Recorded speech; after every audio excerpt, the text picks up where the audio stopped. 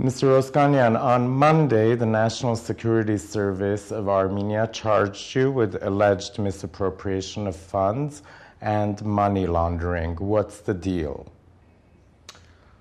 Well, it's, as you said, it's expropriation of money and hence money laundering. For me, I mean, this is so absurd that I really don't want to get into interpreting what it really means. For me, this is a political pressure on me at this stage, being a member of one of the major parties and in the run-up to presidential elections. Clearly, this is a way to put a lid on what we might think to do in the coming months. But the bottom line of this whole thing is the following. I mean, from my defense point, the money is there. There's no complaint from anybody. Civilitas during this period was the beneficiary. Whenever money was needed for its programs, was immediately granted. As I said, the donor has no problem, just the opposite, reaffirmed its initial intention, saying that the money was given to Civilitas through the person of Vartan Oskanian to be used at his discretion with no time limit, and we are aware that he kept the money and will continue to keep the money to be used for Civilitas. So from the donor end, there's not only no complaint, just the opposite reaffirmation of what the situation is. From the recipient end, which is the Civilitas, we have our board statement, old and new, clearly stating that that was intended to be, the money is there and it's been allocated for Civilitas purposes.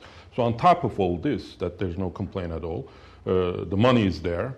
And I made a conscious decision last week simply not to be subject to lien on the account after the parliament granted the prosecutor's request to evoke my immunity so that they will not be able to put lien on the money. So we decided to transfer the remaining amount with the interest that accumulated during this year and a half to Civilitas. So what I'm trying to say, there's no complaint, nobody was, in any way, was hurt by this, and also the money with the interest is in Civilitas account. Despite all this, the prosecutor still insists that there's expropriation of money, which doesn't really make much sense.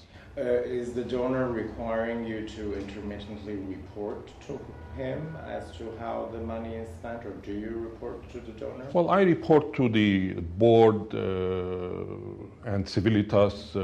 We have accounting firm. We do not do, the Civilitas doesn't do its own accounting. It's done by one of the more reputable accounting firms in Armenia, so every penny is counted. So there's absolutely no problem. It's done so transparently that no one can, have any, claim on misappropriation of money. And the donor, of course, is intermittently briefed because I do have personal contact with him. And there was no any contract obligation to provide periodic reports. But about the overall picture at Civilitas, of course, all sides are pretty much aware. Today, U.S. Ambassador John Heffron issued an announcement in which he questioned the timing politically of this issue. What is your assessment of the situation? Yeah, it was right after the parliamentary elections. I agree with the ambassador. I mean, clearly there's selectiveness. I understand ambassador's statement focusing on selectiveness and the timing because clearly the ambassador doesn't know the underlying details. I do know the underlying details, so that's why I can add to what the ambassador has said. This is not only selective, this is not only concerning with regard to time, but also this is unsubstantiated, unfounded, and there's no legal ground to proceed with this case. Foreign Minister Nalbandian, during a speech a couple of weeks ago in Los Angeles at the World Affairs Council, said Armenia has never enjoyed such good relations with the U.S. ever in its 21-year history. Do you think that relationship will have an impact on the resolution of your case? Well, the United States government is very observant of rule of law and human rights and freedom of individuals. That's part of American, foreign policy, following what happens in Armenia. So it's only natural that the ambassador will express such concern. I don't think U.S.-Armenian relations at this moment at the level that the foreign minister has expressed. If you look what's happening at the ground level, in practical terms, I think much more can be done, and there's no substantive relationship between the two countries. At the rhetorical level, I agree with him. Both sides have high praises with regard to each other, but doesn't transcend beyond that rhetoric. If we look during these past 4 years, what really happened and what material benefits are there for the two countries, there's nothing. We did not expand on the legal framework. There's no even one agreement such as, let's say, avoidance of double taxation or any other agreement was signed between our two countries. Millennium Challenge account programs were closed and the programs stopped, and the reason for that was that Armenia did not meet the democratic requirements of the Millennium Challenge program. Also on other issues such as genocide recognition and Karabakh, there is no tangible substantive progress in our bilateral ties. So we gotta look to substance. The rhetoric is not enough. We've way past that, and we gotta be doing more. And to be able to do more, it is clear to everyone that Armenia has to make more progress on the democracy front, rule of law, and human rights. My case, I'm afraid, may be an obstacle on that path. And sooner we resolve this, better will be for the country, for the country's image, and for U.S.-Armenia ties. Your return to politics, how did you decide to enter parliament, and why did you decide to enter parliament on behalf of the Prosperous Armenia party? Well, the moment I left the ministerial position, I could have not remained indifferent with regard to Armenia and its future development. I know I could still contribute to Armenia's progress, development, state building, and as clear to everyone that we still have a long way to go. Since independence, yes, we've done a lot, but clearly we're not there yet. This is not the country that we've all dreamed of, and we still have a long way to go. And I do see for myself a role in that process, in what to come, and in Armenia's state building. So politics, of course, is the way to engage, and I had to return to politics. I could have not remained indifferent. For me, the biggest challenge in Armenia is to somehow tackle the issue of the political monopoly, because I've been through that as a minister. I've seen the negative effects of that. So for me, it was clear that we got to bring change to our political system. The reason I decided to get back into politics and through the Prosperous Armenia party is to tackle that particular issue. Because I saw in Prosperous Armenia the strength, the power, and the possibility to challenge the ruling party during the parliamentary election and force them to accept a real coalition at the end of the parliamentary election, when through that competition we would have challenged their superiority and also their political monopoly. That did not succeed, not because I had overestimated our ability, the Prosperous Armenians, but I had underestimated the government's ability to manipulate the elections. And we know what happened. Today's balance in the parliament does not reflect the public's will. It should have been different. Because of the manipulation and the fraud and the rest of it, we still have a political monopoly in our system. Unless we break that, the other ills that we face on everyday basis will not be alleviated, will not be removed, will not be addressed. The mother of all problems in Armenia is the political monopoly. And once we break that, then things will begin to fall in their place.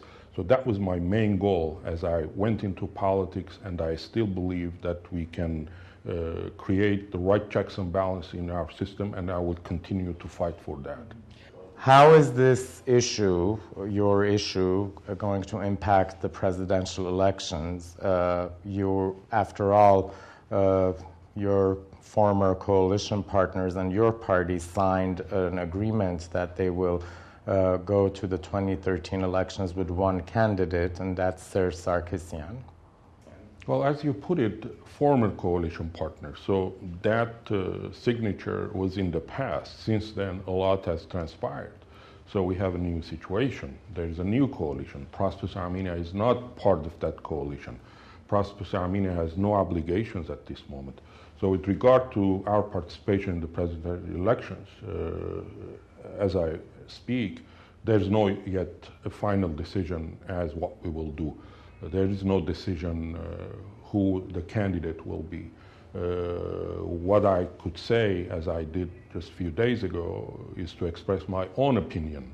When we discuss this matter, I know what I will insist on. And my insistence will be that Prosperous Armenia should run for the president's office with its own candidate, because we are one of the major parties. We have a big following, and competition in the presidential elections will be good for the country, will be good for Armenia's democracy. So that is my personal opinion. But soon as we discuss and make a decision, the public will know as how we will proceed. As we speak, there's no final decision as what Prosperous Armenia will do in the upcoming presidential elections. And your party has also been hesitant to label itself an opposition. Do you think this whole situation with your case might prompt your party leadership to become an opposition force in parliament? Well, Armenian political system is such, and it's so fluid, that we're not yet in a state where we can clearly have black and white sides, coalition partners, opposition. There's room for the middle, and Prosperous chose to be in the middle and present itself as alternative to the ruling party, and we will continue on that path because there's still need to bridge between the two sides. Public is more amenable to this kind of constructive engagement rather than